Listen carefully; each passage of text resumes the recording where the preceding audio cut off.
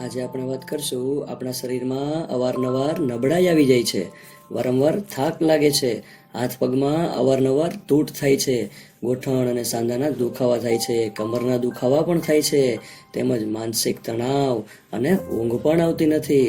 તો આવી બધી જ પ્રકારની સમસ્યા હોય તો આજનો ઉપાય માત્ર ને માત્ર તમારા માટે જ છે.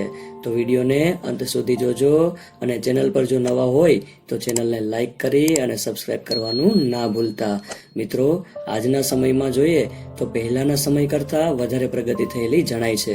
ત્યારે આપણે આપણા આહારમાં પણ અલગ અલગ પ્રકારના વિટામિન્સ અને કેલરીઝને જોઈને જ એમનો ઉપયોગ કરતા હોઈએ છીએ.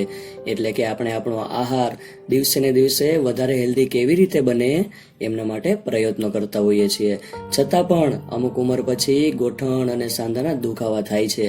તો ઘણા લોકોને હાથ પગમાં તૂટ પણ થાય છે, તો કેટલાકને તો વારંવાર થાક લાગે છે અને સતત શરીરમાં નબળાઈ જ રહે છે. અને ઘણા લોકોને તો ભૂખ પણ લાગતી નથી અને ઊંઘ પણ આવતી નથી, જેને કારણે શરીરમાં નાની નાની સમસ્યાઓ ઊભી થાય છે. અને આ સમસ્યાઓને કારણે એક પ્રકારનો માનસિક તણાવ ઊભો થાય છે.